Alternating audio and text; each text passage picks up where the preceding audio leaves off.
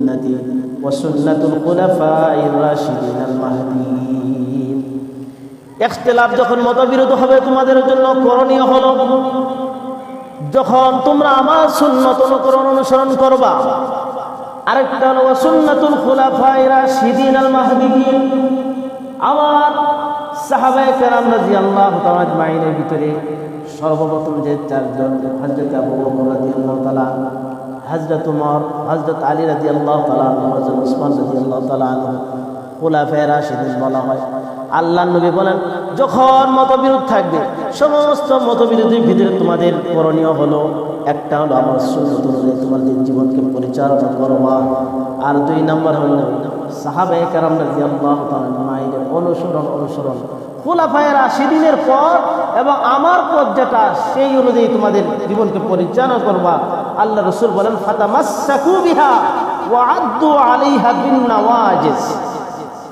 এত মতবিরোধের ভিতরে তোমাদের করণীয়, তোমাদের মুক্তির উপায় হলো আমার সুন্নতের উপর তোমাদের জিন্দেগি পরিচালনা করো, আর সাহাবায়ে কেরাম রাদিয়াল্লাহু তাআলা আজমাইন, বিশেষ করে খুলাফায়ে রাশিদিনের যে সুন্নাহ, তাদের পথ, এই মতো যদি তোমাদের জীবনকে পরিচালনা করো, তাহলে তোমাদের বিভ্রান্ত হওয়ার কোনো সুযোগ নেই।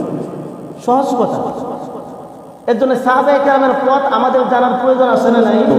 মুহতারাম হাজিরিন, এর জন্য রাসূল করিম সাল্লাল্লাহু আলাইহি সাল্লাম এই পৃথিবীতে আসছেন। পৃথিবীতে আসার পরেই সাহাবায়ে কেরাম রাদিয়াল্লাহু তাআলা আজমাইন হলেন আল্লাহর রাসূল সাল্লাল্লাহু আলাইহি সাল্লামের প্রথম ছাত্র।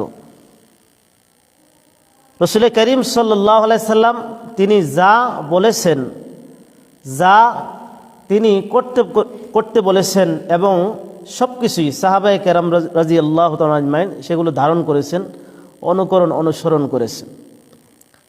সাহাবায়ে কেরাম রাদিয়াল্লাহু তাআলা আজমাইনের মাকাম, যারা সরাসরি আল্লাহ রাসূল সাল্লাল্লাহু আলাইহি সাল্লামকে দেখেছেন, আল্লাহ রাসূল সাল্লাল্লাহু আলাইহি সাল্লামের কাছে গিয়ে জিজ্ঞাসা করেছেন, তার কাছে আমল শিখেছেন, আমল করেছেন তার সামনে। এই পৃথিবীর সকল মানুষ, কিয়ামত পর্যন্ত আনেওয়ালা সকল মানুষ যত কিছুই আমল করো, সাহাবায়ে কেরামের মাকাম, শান, মাকাম এবং তাদের যে মর্যাদা আল্লাহ রাব্বুল আলামিন তাদেরকে দিয়েছেন, এরকমভাবে মর্যাদা হাসিল করা কোনোদিনই সম্ভব বলেন? কোনোদিনই সম্ভব না। সাহাবায়ে কেরাম রাদিয়াল্লাহু তাআলা আজমাইন, তারা আল্লাহ রাব্বুল আলামিন, রাসূল করিম সাল্লাল্লাহু আলাইহি সাল্লামের সোহবত, এক সেকেন্ডের সোহবত, এটা এরপরে সাহাবায়ে কেরাম যতদিন ছিলেন তাদের জন্য ছিল, কিন্তু এর পরবর্তীতে ওই রকম মর্যাদা আল্লাহ রাব্বুল আলামিন তাদের ব্যাপারে বলেছেন, রাজিয়াল্লাহু আনহুম ওয়া রাজু আন। খুব ভালোভাবে বুঝেন বিষয়টা। আল্লাহ রাব্বুল আলামিন বলেছেন, আল্লাহ তাদের উপরে সন্তুষ্ট, তারাও আল্লাহর উপরে সন্তুষ্ট। সুবহানাল্লাহ কোন। তো এই যে একটা দলিল, সাহাবায়ে কেরাম রাদিয়াল্লাহু তাআলা আজমাইন, তারা তাদের পৃথিবীতে তাদের জীবনকে পরিচালনা করছে, আল্লাহ তাদের উপরে সন্তুষ্ট, তারাও আল্লাহর উপরে সন্তুষ্ট। তার মানে সাহাবায়ে কেরাম রাদিয়াল্লাহু তাআলা আজমাইন, তারাই হলেন এই পৃথিবীর সকল মানুষের হেদায়েতের জন্য, এবং তারা পৃথিবীর ভিতরে সকল মানুষ, কিয়ামত পর্যন্ত আনাওয়ালা সকল মানুষের জন্য হেদায়েতের রোল মডেল। এজন্য আল্লাহ পাক রব্বুল আলামিন এক আয়াতে বলেন, ফাইন আমানু বিমিসলি মা আমানতুম বিহি ফাকাদ ইহতাদাউ। আমাদের ইমানটা কেমন হইতে হবে সেটাও সাহাবায়ে কেরামের মতো, আমাদের আমলটাও কেমন হতে হবে সাহাবায়ে কেরামের মতো, আমাদের নামাজটা কেমন হতে হবে সাহাবায়ে কেরামের মতো। মানে মতো যাকে বলা হয়, অনুসরণে রাসূল করিম সাল্লাল্লাহু আলাইহি ওয়াসাল্লাম যা বলেছেন, সাহাবায়ে কেরাম রাদিয়াল্লাহু তাআলা আজমাইন সেভাবেই অনুসরণ করার চেষ্টা করেছেন। আর তারা এতটাই অনুকরণ করেছেন, আল্লাহ তাদের প্রতি সন্তুষ্ট হয়েছেন, আল্লাহ তাদের প্রতি সন্তুষ্ট। সাহাবায়ে কেরামের পরে পৃথিবীর ভিতরে কিয়ামত পর্যন্ত আনেওয়ালা সকল মানুষের জন্য যারাই আমল করে, আমরা আমল করি, আমাদের পরবর্তী যারা আসবে, এর আগে যারা আমল করছে, কিন্তু কোরআনী দলিল আর কখনো আসা সম্ভব না। আরও সম্ভব? কোরআনের আয়াত নাজিল হওয়া সম্ভব? আল্লাহ কি কোরআনের আয়াত নাজিল করে পৃথিবীর ভিতরে সামনের যারা আছে তাদের জন্য কি এরকমভাবে বলবে যে আল্লাহ রাব্বুল আলামিন তাদের উপরে সন্তুষ্ট হয়েছেন? এরকম কোনো সুযোগ আছে? কোনো সুযোগ নেই। তাহলে বোঝা গেল সাহাবায়ে কেরাম রাদিয়াল্লাহু তাআলা আজমাইন এমন একটা দল, এমন একটা গ্রুপ, বা এমন একটা আল্লাহ রাব্বুল আলামিনের পক্ষ থেকে রাসূল করিম সাল্লাল্লাহু আলাইহি সাল্লামের প্রথম ছাত্র যারা, আল্লাহ তাআলা নবীজির উপরে যা বলেছেন সাহাবায়ে কেরাম সেটা গ্রহণ করেছেন, এবং তার এতটাই অনুসরণ প্রিয় ছিল, আল্লাহ রব্বুল আলামিন তাদের উপরে সন্তুষ্ট হয়েছেন। এজন্যই সাহাবায়ে কেরামের মর্যাদা মাকাম হলো সর্বোগ্রে বা সর্বাগ্রে। তো এরপরে হলো উম্মতের জন্য সাহাবায়ে কেরাম হলেন রোল মডেল। এজন্য রাসূল করিম সাল্লাল্লাহু আলাইহি ওয়াসাল্লাম অসংখ্য হাদিসের ভিতরে সাহাবায়ে কেরামের ব্যাপারে সতর্কতা অবলম্বন করতে বলেছেন।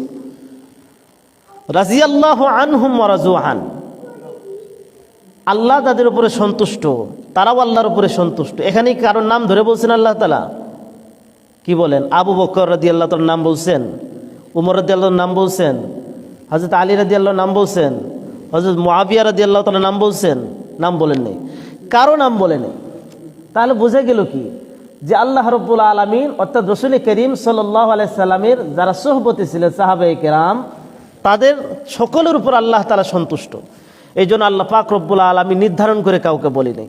এখন আপনি আমি যেরকমভাবে আলী রাদিয়াল্লাহু তাআলা জামানার ইতিহাসের পাতার পাওয়া যায় মুআবিয়া রাদিয়াল্লাহু তাআলা আনহুর মতবিরোধ ছিল। এখন আপনি এক পক্ষে গিয়ে আরেক পক্ষকে আপনি কি করলেন? আপনার ইতিহাসে বা আপনার পক্ষ থেকে নিজে সেটাকে যাচাই বাছাই করলেন।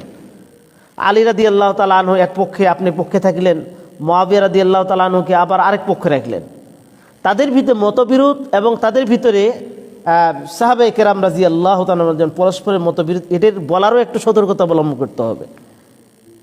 লাকাদ রাদিয়াল্লাহু আনিল মুমিনিন, এখানেও সাহাবায়ে কেরাম রাদিয়াল্লাহু তাআলা আজমাইনের ব্যাপারেও আলোচনা আছে। আল্লাহ তাদের উপরে সন্তুষ্ট। তো আল্লাহ তো কাউকে নির্দিষ্ট করে বলে নেই যে আমি আবু বকরের উপরে সন্তুষ্ট, উমর উপরে বা অন্য কারোর উপরে সন্তুষ্ট নয়, বরং সকল সাহাবায়ে কেরাম রাসূল করিম সাল্লাল্লাহু আলাইহি সাল্লাম হযরত আবু বকর রাদিয়াল্লাহু তাআলা থেকে নিয়ে এবং শেষ পর্যন্ত হযরত আবু তুফাইল রাদিয়াল্লাহু তাআলা সর্বশেষ সাহাবী, সেই পর্যন্ত যত সাহাবী পৃথিবীতে আসছে সমস্ত সাহাবীর উপরে সন্তুষ্ট কে? আল্লাহ। আল্লাহর ঘোষণা রাদিয়াল্লাহু আনহু ওয়া রাযু আন। এজন্যই সাহাবায়ে কেরাম সম্পর্কে কথা বলতে গেলে খুব সতর্কতা অবলম্বন করতে হবে। আল্লাহ রাসূল সাল্লাল্লাহু আলাইহি ওয়াসাল্লাম এজন্যই দেখা যায় ইতিহাসের পাতার ভিতরে মুআবিয়া রাদিয়াল্লাহু তাআলা আনহু, আলী রাদিয়াল্লাহু তাআলা আনহুর বিষয় মতবিরোধ ইখতিলাফাতগুলো আমাদের সামনে আসে। আমরা এমনভাবে অনেক সময় আলোচনা করার চেষ্টা করি, এক পক্ষকে আমি দোষী সাব্যস্ত করি, আরেক পক্ষকে আমরা নিজেরা এটাকে নিজের পক্ষে বানিয়ে এটাকে এমনভাবে উপস্থাপন করার চেষ্টা করি আমার কথা বলার দ্বারা এক পক্ষে দোষী সাব্যস্ত হয়ে যায়। এটাও করা যাবে না। কারণ রাদিয়াল্লাহু আনহুম ওয়া রাযু আন, আল্লাহ যাদের উপরে সন্তুষ্ট, সেখানে আমার আলোচনার দ্বারা আমি যদি বুঝতে না পারি সাহাবায়ে কেরামের ভিতর মতবিরোধ, আমার যদি কোনো ভুল ধরা পড়ে তাহলে আমি ভুল দিকে আছি।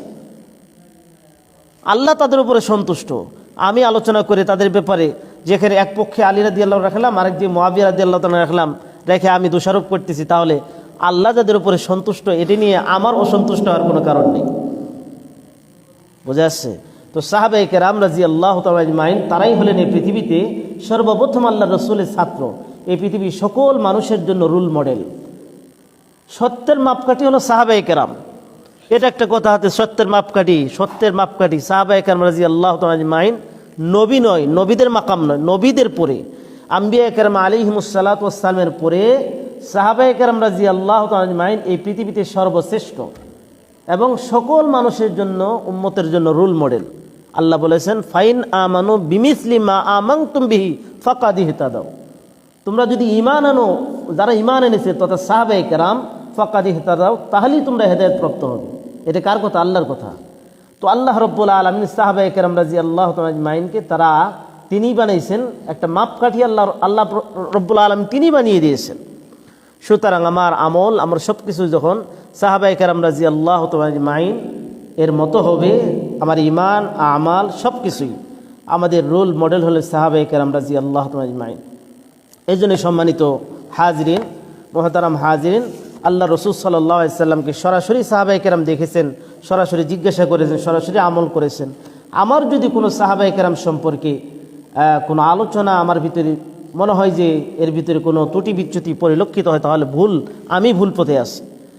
আয়নার ভিতরে দেখলে, আয়নার ভিতরে যদি সাহাবায়ে কেরাম হলো আয়না, সেখানে যদি আমি দেখি সেখানে যদি কোনো ময়লা দেখা যায়, সেটা ময়লা আয়নার ময়লা না, সেটা হলো নিজের ময়লা। বুঝেন নাই? এই জন্য সাহাবায়ে কেরাম রাদিয়াল্লাহু তাআলা আজমাইন বারবার বলতেছে তারা নবী নয়, কিন্তু নবীদের পরে সবথেকে পৃথিবীর আল্লাহর কাছে পবিত্রতম আত্মা, যাদের উপর আল্লাহ সন্তুষ্ট হয়েছেন।